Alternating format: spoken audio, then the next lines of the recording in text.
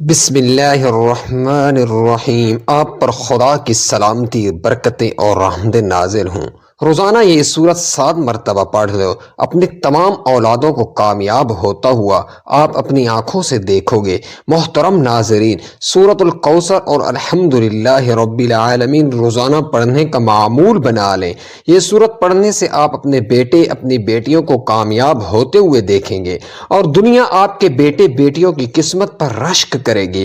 وہ لوگ جو زندگی کے ہر میدان میں اپنی اولاد کو کامیاب دیکھنا چاہتے ہیں تو آج کا یہ وظیفہ ان کے لیے ہے، اسے لازمی کریں اور انشاءاللہ اس وظیفے کے فضائل و برکات کی وجہ سے ان کے اولاد دنیا کے ہر معاملے میں ترقی کی منازل طے کریں گی۔ خواتین و حضرات، وظیفہ شروع کرنے سے پہلے آپ سے ایک درخواست ہے کہ ویڈیو کو مکمل دیکھا کریں۔ کچھ خواتین و حضرات کامنٹس باکس میں لکھتے ہیں کہ آپ ویڈیو لمبی بناتے ہیں، یہ کرتے ہیں وہ کرتے ہیں، تو ان کے لیے عرض ہے کہ ویڈیو کو لمبا کرنا پڑتا ہے تاکہ لوگوں کو اچھی طرح سمجھ آئے کہ وظیفہ کس طرح کرنا ہے، کیونکہ اس کے ساتھ فضائل اور دلائل بھی بتانے پڑتے ہیں تاکہ وہ اچھی طرح خشوع سے کریں اور اس کا ان پر اثر بھی ہو۔ تو ناظرین، اس لیے ویڈیو کو لمبا کرنا پڑتا ہے۔ یہ اتنا تیز وظیفہ ہے کہ 2 منٹ میں اثر کر جائے گا۔ خواتین و حضرات، یہ وظیفہ زندگی کے ہر مسائل کے حل کے لیے کافی ہے۔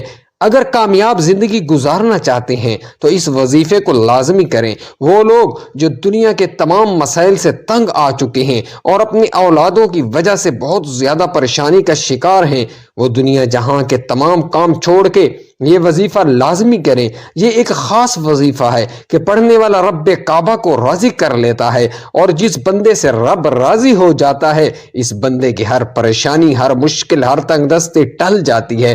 سورہ کوثر اور الحمدللہ رب العالمین کے کمالات ہر کوئی جانتا ہے، لیکن اگر کوئی نہیں جانتا تو آج یہ وظیفہ بتائے گئے طریقے سے ایک بار کریں، آپ تمام وظیفوں کو بھول جاؤ گے۔ صرف ایک بار پڑھنے کی دیر ہے۔ یہ وظیفہ آج تک جس کسی کو بتایا، جس نے پڑھا، رب نے بے شمار رحمتوں برکتوں سے نوازا۔ یہ وہ صورت ہے جس سے آپ کی تمام پریشانیاں ختم ہو جاتی ہیں، اور اس عمل کی برکت سے آپ کی اولاد کی تمام پریشانیاں دور ہو جائیں گی اور آپ کی اولاد دن دگنی رات چگنی ترقی کرے گی انشاءاللہ۔ ایک صاحب حضرت علی رضی اللہ تعالیٰ عنہ کی بارگاہ میں حاضر ہوئے اور فرمایا کہ میں تنگ دست ہوں، گھر کے حالات خراب ہیں، بیٹے کا کاروبار نہیں ہے، وہ رزق کی وجہ سے پریشان ہے، تنگ دست ہے۔ حضرت علی نے فرمایا جاؤ استغفار کرو۔ ایک دوسرا شخص آیا، کہا میں بے اولاد ہوں، پریشان ہوں، نرینہ اولاد نہیں۔ حضرت علی نے فرمایا جاؤ استغفار کیا کرو۔ ایک تیسرا شخص آیا، اس نے کہا مولا علی میرے گھر میں پریشانیاں ہیں، اپنا مسئلہ بیان کیا۔ مولا علی نے فرمایا جاؤ استغفار کرو۔ وہ تینوں شخص چلے گئے۔ پاس بیٹھے ایک بندے نے مولا علی رضی اللہ تعالی عنہ سے پوچھا کہ مولا علی آپ کے پاس 3 بندے ہیں، تینوں نے اپنے مختلف مسائل پیش کیے اور آپ نے تینوں کو استغفار کا ہی ذکر کیوں کہا؟ تو حضرت علی نے فرمایا کہ آج ہماری تباہی و بربادی کا سب سے بڑا وجہ ہمارے گناہ ہیں۔ اگر کسی کا رزق تنگ ہوتا ہے تو وہ توبہ کرے، اگر پریشانیاں کسی کی جان نہیں چھوڑ رہی تو وہ توبہ کرے، اگر کسی پر آزمائش آتی ہے تو وہ توبہ کرے، اگر کسی کے گھر غربت ہے تو وہ توبہ کرے۔ توبہ کا ذکر استغفار رب کو راضی کر لیتا ہے، رب کو منا لیتا ہے، اور جس بندے سے رب راضی ہو جاتا ہے پھر اسے مانگنا نہیں پڑتا، اسے غیبی خزانوں سے دے دیا جاتا ہے۔ مولا علی نے فرمایا آپ پر مشکل وقت آ جائے استغفار کرو، اور بعض اوقات انسان سے جانے انجانے میں کوئی ایسا گناہ، کوئی ایسی بات، کوئی ایسا عمل ہو جاتا ہے کہ وہ بندہ رب کی پکڑ میں آ جاتا ہے، اور جب بندہ رب کی پکڑ میں آ جائے تو اسے کوئی جادو جنات، کوئی بھی وظیفے، کوئی اعمال، کوئی بھی عمل آپ کا فائدہ مند نہیں رہتا۔ جب تک آپ اپنے گناہوں کی سچی توبہ نہیں کرتے آپ کامیاب ہو ہی نہیں سکتے۔ اس لیے آپ نے سب سے پہلے اپنے گناہوں کی سچی توبہ کرنی ہے۔ محترم ناظرین، یہ کامیابی کا راز آپ کو بتا رہا ہوں۔ میں لوگوں کے وظائف سنتا ہوں، لوگ بڑے بڑے وظائف بتاتے ہیں، بڑے بڑے درس دیتے ہیں، لیکن ہم میں سے، آپ میں سے بہت سے لوگ ان باتوں کو پہلے سے جانتے ہیں۔ مقصد کیا ہے؟ کوئی ایسا عمل بتا دیا جائے جو ہمیں واقعی کامیاب کر دے، تو استغفار ایسا عمل ہے جو ہمیں گناہوں سے چھٹکارا دلا سکتا ہے۔ ناظرین کرام، ہمارے گناہ ہی ہیں جس کی وجہ سے ہماری تباہی و بربادی بڑھتی جا رہی ہے اور ختم ہونے کا نام نہیں لے رہی۔ آپ اس تباہی و بربادی سے بچنا چاہتے ہیں تو استغفار کی کثرت کریں۔ استغفار کے لغوی معنی مغفرت طلب کرنا ہے، اور مغفرت گناہوں کے شر سے بچنے کو کہتے ہیں۔ دین اسلام میں استغفار کی بڑی اہمیت ہے، اور قرآن کریم میں بہت ساری آیات موجود ہیں جو مغفرت و استغفار کے بارے میں بتاتی ہیں۔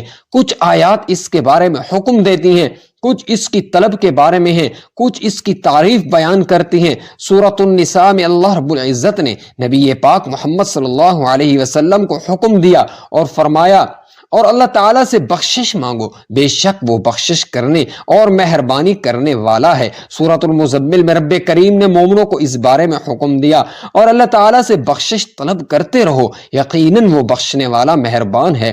نبی کریم صلی اللہ علیہ وسلم کا فرمان ہے، اور میں اللہ سے دن میں 100 بار بخشش مانگتا ہوں، جس سے استغفار کی اہمیت و افادیت واضح ہوتی ہے۔ استغفار کے ثمرات میں گناہوں کی بخشش، اللہ کی رضا اور اس کی محبت و رحمت، عذاب کا ٹل جانا، کثرت سے خیر و برکت اور دلوں کا روشن اور درجات کا بلند ہونا، زہد و تقوی پیدا ہونا، وقار اور بردباری میں اضافہ، روزی میں کشادگی، مال و دولت میں اضافہ، بلاؤں اور مصیبتوں سے دوری، جسمانی اور روحانی قوت میں اضافہ، اور بندے کا اپنے خالق کی محبت کی طرف رجحان، اور اللہ تعالیٰ کی محبت کے آگے دوسری دنیاوی نعمتوں سے بے نیاز ہونا، اور بندے میں دیگر صفات کا پیدا ہونا شامل ہے۔ جہاں استغفار کے بے شمار فائدے ہیں، وہاں کچھ شرائط بھی ہیں۔ ان میں اولین یہ ہے کہ اللہ تعالیٰ کو حاضر و ناظر ماننا، اور اس کے لیے دل میں یہ جذب اخلاص کا موجزن ہونا، اور عاجزی و انکساری کے ساتھ اللہ تعالیٰ کی طرف متوجہ ہونا، اور خشوع و خضوع کے ساتھ اس کے احکامات کو سمجھنا اور ان پر عمل کرنا۔ جبکہ استغفار کے آداب میں طہارت جسمانی اور روحانی کا ہونا بھی ضروری ہے۔ استغفار کے اوقات وقت سحر کے علاوہ پچھلی رات کو اللہ سے بخشش مانگنا۔ رسول اکرم صلی اللہ علیہ وسلم کا فرمان ہے کہ رب کائنات رات کے آخری 23 سے میں ہر رات دنیا سے قریب والے آسمان پر نازل ہوتے ہیں اور کہتے ہیں کہ کون ہے جو مجھے پکارے اور دعا و استغفار کرے، میں اس کی دعا کو قبول کروں، اور کون ہے جو مجھ سے سوال کرے اور میں اسے عطا کروں، کون ہے جو مجھ سے مغفرت طلب کرے اور میں اسے بخش دوں۔ خواتین و حضرات، آج کا خاص وظیفہ لازمی کیجیے۔ آپ بے روزگار ہیں، آپ بے اولاد ہیں، آپ کاروبار نہیں چل رہا، آپ کے گھر میں مسائل ہیں، آپ کی جتنی بھی پریشانیاں، جتنے مسائل، جتنے رکاوٹیں، جتنی بندشیں ہیں، یہ سب ختم ہو جائیں گی اگر آپ سورۃ الکوثر اور الحمدللہ رب العالمین کا وظیفہ کریں گے، کیونکہ یہ ایک ایسی آیت ہے جو اللہ تعالیٰ کی پاکی کو بیان کرتی ہے اور اللہ تعالیٰ کا شکر ادا کرنے کی ہمیں توفیق عطا کرتی ہے۔ جب ہم اللہ تعالیٰ کا شکر ادا کریں گے تو ہمیں غیب سے اتنا خزانہ عطا کرے گا کہ آپ خود حیران رہ جائیں گے، آپ کو سمجھ بھی نہیں آئے گی یہ دولت اور رزق کہاں کہاں سے آ رہا ہے۔ اگر آپ روزانہ کی بنیاد پر عمل کریں گے تو انشاءاللہ آپ کی اولاد کی ترقی دنیا والے دیکھیں گے اور حیران رہیں گے کہ اچانک اللہ تعالیٰ نے ان کو اتنی کامیابی سے کیسے نواز دیا۔ خواتین و حضرات، حضرت عائشہ صدیقہ رضی اللہ تعالی عنہ روایت فرماتی ہیں کہ حضور نبی اکرم صلی اللہ علیہ وسلم نے فرمایا، قرآن مجید کا ماہر معزز و محترم فرشتوں اور معظم و مکرم انبیاء علیہ السلام کے ساتھ ہوگا، اور وہ شخص جو قرآن پڑھتا ہو لیکن اس میں اٹکتا ہو اور پڑھنا اس پر کند ذہن یا موٹی زبان ہونے کی وجہ سے مشکل ہو، اس کے لیے بھی دگنا اجر ہے۔ ایک دوسری روایت میں ہے کہ وہ شخص جو قرآن پڑھتا ہے حالانکہ یہ پڑھنا اس کے لیے سخت مشکل ہو، اس کے لیے 2 اجر ہیں۔ حضرت سعد بن ابی وقاص رضی اللہ تعالی عنہ روایت کرتے ہیں کہ رسول اللہ صلی اللہ علیہ وسلم نے فرمایا، تم میں سے بہترین لوگ وہ ہیں جو قرآن مجید سیکھیں اور سکھائیں، اور وہ بندہ مومن جو قرآن نہیں پڑھتا اس کی مثال خشک کھجور سی ہے جس میں خوشبو تو نہیں ہوتی البتہ ذائقہ شیریں ہوتا ہے، اور وہ منافق جو قرآن مجید پڑھتا ہے اس کی مثال ریحانہ گلاب کے پھول کی سی ہے کہ اس کی خوشبو اچھی اور ذائقہ کڑوا ہوتا ہے۔ ایک اور روایت میں منافق کے بجائے فاجر یعنی بدکار کے الفاظ ہیں۔ حضرت ابو ہریرہ رضی اللہ تعالی عنہ سے روایت ہے کہ حضور نبی اکرم صلی اللہ علیہ وسلم نے فرمایا، حسد رشک تو بس 2 آدمیوں سے ہی کرنا جائز ہے۔ پہلا وہ شخص جسے اللہ تعالیٰ نے قرآن پڑھنا سمجھنا سکھایا تو وہ رات اور دن کے اوقات میں اس کی تلاوت کرتا ہے، اس کا پڑوسی اسے قرآن پڑھتے ہوئے سنتا ہے تو کہہ اٹھتا ہے کہ کاش مجھے بھی اس کی مثل قرآن عطا کیا جاتا تو میں بھی اسی طرح عمل کرتا جس طرح یہ کرتا ہے۔ اور دوسرا وہ شخص جسے اللہ تعالیٰ نے مال بخشا ہے اور وہ اسے اللہ کی راہ میں صرف کرتا ہے، دوسرا شخص اسے دیکھ کر کہتا ہے کاش مجھے بھی اتنا مال ملتا جتنا اسے ملا ہے تو میں بھی اسی طرح عمل کرتا جس طرح یہ عمل کرتا ہے۔ خواتین و حضرات، اولاد کی کامیابی میں والدین کی خوشی ہے، اس میں کوئی شک و شبہ نہیں کہ ایک باپ اپنی اولاد کے لیے اپنی زندگی تک قربان کر لیتا ہے، بلکہ اگر یہ کہوں کہ اپنی خوشیاں ہی قربان کر کے خوشیاں حاصل کرتا ہے تو یہ غلط نہیں ہوگا۔ اگر معاشرے میں دیکھیں تو ہر ماں باپ کی خواہش ہوتی ہے کہ اس کا بیٹا یا بیٹی پڑھ لکھ کر بڑا بنے اور ماں باپ کا نام روشن کرے، مگر ضروری نہیں اکثر ایسا ہو، لیکن بحیثیت والدین ہمیں اچھے کی امید لگانی چاہیے۔ آج اس بات کی کہانی بیان کر رہا ہوں جس کا بچہ پاس تو ہوا مگر نمبر انتہائی کم تھے، باپ کو دکھ بہت ہوا مگر بیٹے سمیت کسی کو محسوس نہیں ہونے دیا اور بیٹے کا ہاتھ پکڑ کر ساتھ لے گیا اور ایک بیکری سے مٹھائی لی اور واپس گھر آیا اور پھر بیٹے کو ساتھ لے کر محلے کے ایک ایک گھر میں مٹھائی تقسیم کرتا گیا اور ساتھ میں کہتا رہا یہ دیکھو میرا بیٹا پاس ہو گیا، 36% نمبر لی ہیں، آج میں خوش ہوں، میرا بیٹا اتنے اچھے نمبروں سے پاس ہو گیا۔ یہ دیکھ کر محلے والے بھی حیران ہو گئے کہ 36% نمبر پر اتنی خوشی، لیکن کوئی کچھ نہ کہہ سکا۔ مٹھائی جو کھانی تھی، اب بچہ دل میں خوش ہوا کہ اس نے اتنے اچھے نمبر لیے ہیں، اس کا جذبہ آسمان کی بلندیوں کو چھونے لگا اور اس نے دل میں سوچا کہ اب اور محنت کر کے اپنے باپ کو اور خوش کروں گا، اور پھر اس بچے میں ایک نیا جذبہ پیدا ہوا اور اس نے دل لگا کر پڑھائی شروع کی اور اگلے امتحان میں اس نے اچھے نمبر لیے اور یوں اگلے سال سکول ٹاپ کر گیا۔ یوں اگر تمام والدین سوچ کو بدلیں، نہ کہ بچوں کو ٹارچر کریں، جس سے بچے ذہنی طور پر مفلوج ہو جاتے ہیں اور پڑھائی سے متنفر ہو جاتے ہیں، لہٰذا ہمیں بچوں کی ترقی چاہیے تو ان کی ذہنی ترقی ضروری ہے، تب جا کے ہمیں نتائج ملیں گے۔ اللہ جل شانہ نے آپ صلی اللہ علیہ وسلم کے دنیا میں تشریف لانے کے بعد سے قیامت تک کے انسانوں کی ہدایت کے لیے اپنی کتاب قرآن مجید نازل فرمائی۔ قرآن مجید دنیا کی واحد ایسی کتاب ہے جس میں قیامت تک کے انسانوں کے لیے اللہ جل شانہ کی رضا کے مطابق زندگی گزارنے کے احکامات موجود ہیں۔ جو شخص قرآن مجید کے احکامات کے مطابق زندگی گزارے گا وہی صراط مستقیم پر چلنے والا ہوگا۔ مادہ پرستی اور نفس نفسی کے اس دور میں ہر انسان کسی نہ کسی قسم کی پریشانی میں مبتلا ہے اور سکون کی تلاش میں ہے۔ ویسے تو زندگی میں سکون قائم رہنے اور کوئی پریشانی نہ آنے کی انسانی خواہش ہمیشہ سے رہی ہے، لیکن تفریق کے اس دور میں سکون کے کچھ لمحے میسر آنے کی تمنا کچھ زیادہ بڑھ گئی ہے۔ اگر آپ زندگی میں سکون حاصل کرنا چاہتے ہیں تو آپ کو ایسے اصول اپنانے ہوں گے جو آپ کو زندگی فراہم کر سکیں۔ قرآن پاک جو اللہ کی پاکیزہ کتاب ہے اور ہماری ہدایت اور کامیابی کے لیے اتاری گئی ہے، اس میں اللہ پاک نے جہاں اپنی وحدانیت، نبوت اور رسالت بیان کی ہے اور دینی اور دنیاوی کامیابی کے لیے سماجی اور معاشرتی آداب کو بیان کیا، وہیں زندگی کو خوشگوار بنانے کے حوالے سے بھی رہنما اصول بیان کیے ہیں۔ ان اصولوں کو جان کر اگر ان پر عمل کیا جائے تو زندگی کی بہت سی پریشانیوں اور مشکلات کو ختم کر کے اسے خوشگوار بنایا جا سکتا ہے۔ پارہ 26 سورہ حجرات میں اللہ رب العزت نے ان الفاظ کے ساتھ یہ اصول ارشاد فرمایا، اے ایمان والو بہت زیادہ گمان کرنے سے بچو، بے شک کوئی گمان گناہ ہو جاتا ہے، اور پوشیدہ باتوں کو جستجو نہ کرو اور ایک دوسرے کی غیبت نہ کرو۔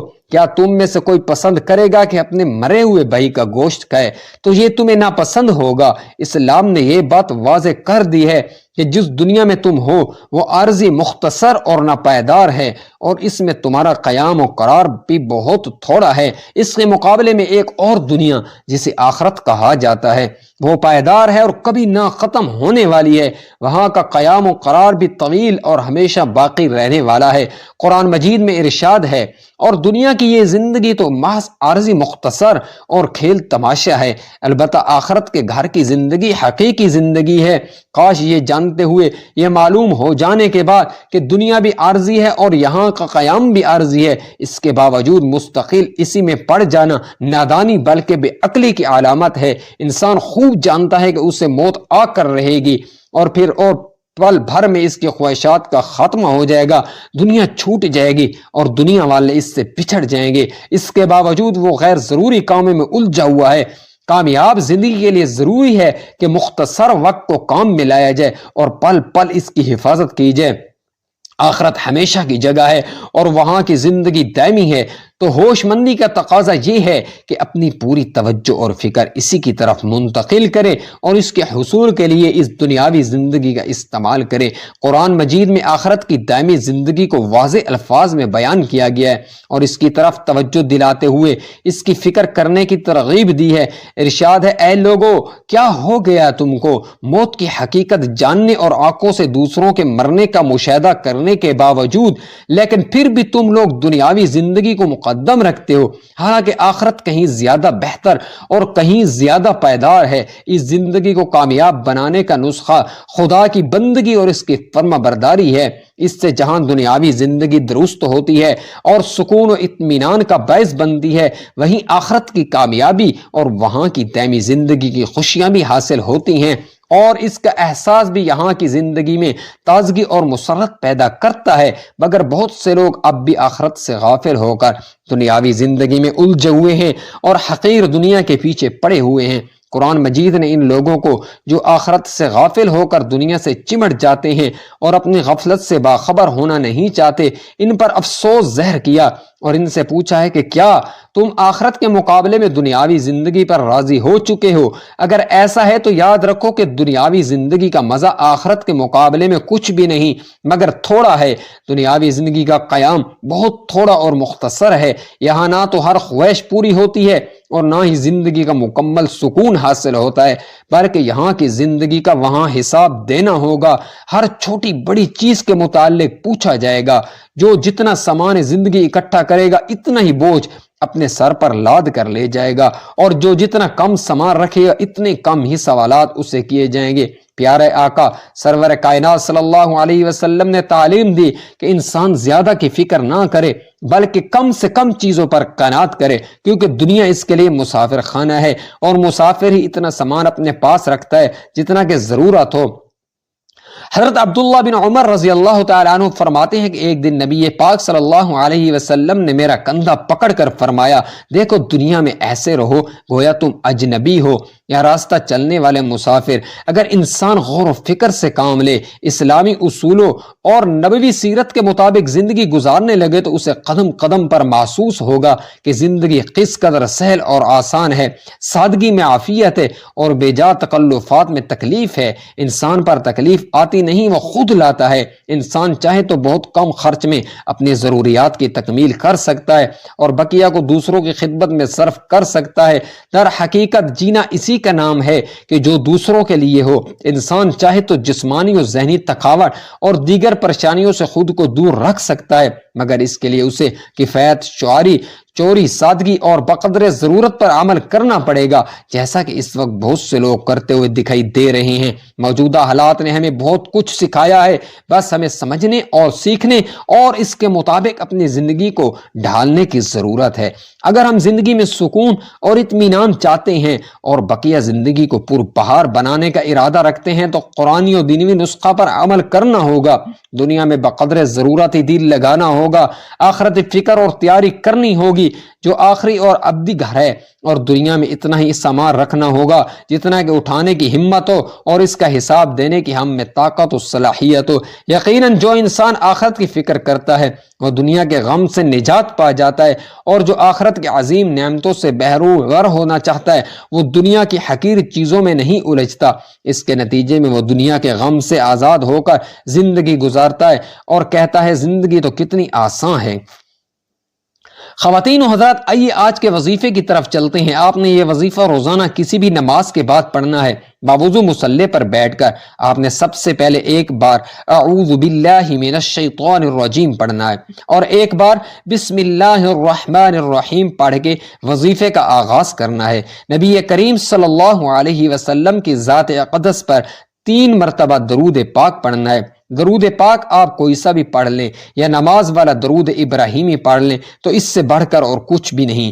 ایک مرتبہ میرے ساتھ بھی درود پاک پڑھ لیں تاکہ ثواب ہو۔ اللہم صلی علی محمد وعلی آل محمد کما صلیت علی ابراہیم وعلی آل ابراہیم انک حمید مجید۔ اللہم بارک علی محمد وعلی آل محمد کما بارکت علی ابراہیم وعلی آل ابراہیم انک حمید مجید۔ آپ نے درود پاک پڑھتے ہی سب سے پہلے عاجزی کے ساتھ اپنے مقصد کی نیت کرنی ہے۔ مقصد جتنا بڑا ہو یہ نہ دیکھنا کہ یہ ناممکن ہے، دیکھو کہ مانگ کس ذات سے رہے ہیں، جو عرش الہی کا رب ہے، خزانوں کا مالک ہے۔ آپ اس رب سے مانگ رہے ہو جس کے قبضہ قدرت میں دونوں جہانوں کی بادشاہت ہے، اور وہی آپ کو عطا کرے گا۔ بے شک وہ ہر چیز پہ قادر ہے اور وہ بہت غفور الرحیم اور بے نیاز ہے۔ آپ انشاءاللہ جو مانگیں گے آپ کو مل جائے گا۔ اپنے مقصد کی نیت کیجئے۔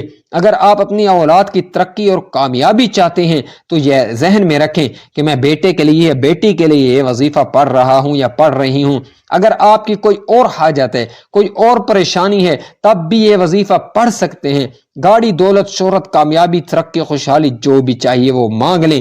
آپ کو اپنے مقصد کی نیت کرنے کے بعد وہیں بیٹھے آنکھوں کو بند کرنا، پوری توجہ اور دھیان سے وظیفہ پڑھنا شروع کیجئے۔ یہی کامیابی کا راز ہے۔ اسی طرح کسی بھی کامیابی کا راز شروع ہوتا ہے درود پاک پڑھ کر۔ جو بھی دعا اور جو بھی وظیفہ کیا جاتا ہے تو وہ ضرور قبول ہوتا ہے۔ جو بندہ درود پاک پڑھتا ہے تو وہ اللہ تعالیٰ کو راضی کرتا ہے، کیونکہ اللہ تعالیٰ اس عبادت سے بہت خوش ہوتا ہے۔ اس لیے کہا جاتا ہے کہ تمام عبادات میں سے سب سے زیادہ افضل درود پاک پڑھنا ہے، جس کی قبولیت کا کوئی شک نہیں، کیونکہ رب کی رضا اسی میں ہے کہ جب بندہ اپنے کبیرہ صغیرہ گناہوں کو بخشوا لیتا ہے تو رب راضی ہو جاتا ہے۔ اسی طرح سے آپ نے درود پاک پڑھ کر یہ وظیفہ شروع کرنا ہے۔ یہ وظیفہ آپ اپنے ہاتھ کی انگلیوں پر گن کے پڑھ سکتے ہیں یا تسبیح کا استعمال کر لیں، لیکن تعداد میں کمی بیشی نہیں ہونی چاہیے۔ آپ نے ہاتھ کی انگلیوں پر 100 بار الحمدللہ رب العالمین پڑھنا ہے، کمی بیشی نہیں کرنی۔ بعض اوقات بندہ 1-2 کم یا زیادہ پڑھ جاتا ہے، لیکن آپ نے 100 دانوں کی تسبیح کرنی ہے، 100 بار پڑھنا ہے۔ اور جب آپ کی زبان سے نکل رہا ہو الحمدللہ رب العالمین، آپ روتے ہوئے تڑپتے ہوئے رب کعبہ سے مانگتے چلے جائیں۔ یقین کیجیے اللہ تعالیٰ آپ کی نسلوں کو آباد کر دے گا۔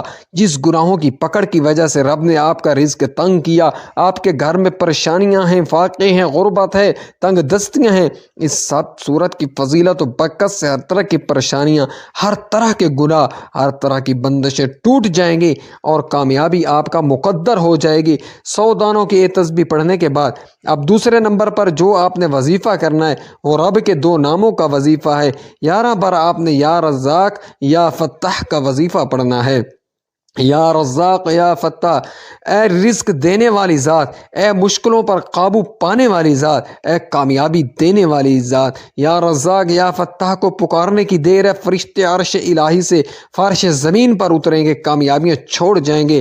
یا رزق یا فتاح کو ملا کے پڑھا تو 1 بار ہو گیا یا رزاق یا فتاح۔ اسی طرح آپ نے یہ وظیفہ 11 بار پڑھنا ہے۔ وظائف ہر کوئی بتاتا ہے لیکن کامیاب ہونے کا طریقہ کوئی نہیں بتاتا۔ کامیابی کا راز ہر کوئی چھپا لیتا ہے۔ ہم تو چاہتے ہیں کہ لوگوں کی آسانیاں ہوں، لوگوں کی دعائیں قبول ہوں، لوگوں کی پریشانیاں ختم ہوں اور آپ کا علاج زندگی کے ہر میدان میں کامیاب ہوں۔ غور سے سنیے گا، نبی کریم صلی اللہ علیہ وسلم پر درود پڑھنے کے بعد پہلے نمبر پر وظیفہ الحمدللہ رب العالمین کو 100 بار پڑھنا ہے۔ دوسرے نمبر پر جو وظیفہ ہے وہ رب کے 2 نام یا رزاق یا فتاح، آپ نے صرف 11 بار یا رزاق یا فتاح کو بتائے گئے طریقے سے پڑھنا ہے۔ اب تیسرے نمبر پر آخری جو وظیفہ ہے آپ نے صرف اور صرف 3 بار سورہ کوثر پڑھنی ہے۔ 3 بار سورہ کوثر پڑھ کر آخر میں 3 بار وہی درود پاک پڑھنا جو وظیفہ شروع کرتے وقت پڑھا تھا اور وظیفہ مکمل کر دینا ہے۔ اب کامیابی کا کیا راز ہے؟ اس کو پڑھ کے اپنے رب کا شکر ادا کیا، اس کی پاکی بیان کر کے اپنے گناہوں کو بخشوا لیا۔ اب رب راضی ہے، اب انعام لینے کا وقت ہے۔ یا رزق مل جائے گا، رزق رزق کے دروازے کھل جائیں گے، یا فتح سے کامیابی آپ کا مقدر ہو جائے گی، رکاوٹیں بندشیں ہٹ جائیں گی اور آپ پر رحمت و برکتوں کی برسات ہوگی۔ سورہ کوثر سے آپ کے گھر کے حالات بدل جائیں گے، بے سکونی بے برکتی ہمیشہ کے لیے ختم ہو جائے گی۔ یہ وظیفہ کوئی نہیں بتائے گا، یہ وظیفہ بتائے گا طریقے سے کیجئے گا۔ خواتین و حضرات، آج کا وظیفہ نہایت آسان اور مختصر ہے۔ آپ نے دیکھا ہوگا کہ اس کو پڑھنے کے لیے صرف 1 منٹ ہی لگے گا، اس سے زیادہ کا وقت آپ کا نہیں لگے گا۔ آپ نے یہ وظیفہ کسی بھی نماز کے بعد کر لینا ہے، اور انشاءاللہ آپ کی جو بھی پریشانی ہے، اولاد کے حوالے سے، رزق کے حوالے سے، یا کوئی بھی مسئلہ ہے، ابھی پریشانی ہے، وہ ختم ہو جائے گی۔ دعا ہے کہ اللہ تعالیٰ میرا سنانا اور آپ کا سننا اپنے پاک بارگاہ میں قبول و منظور فرمائے۔ خواتین و حضرات، گزارش ہے کہ اللہ کے 99 ناموں میں سے کوئی ایک نام کامنٹس میں لکھ کر ضرور شیئر کریں۔ اللہ تعالیٰ ہم سب کا حامی و ناصر ہو۔ والسلام۔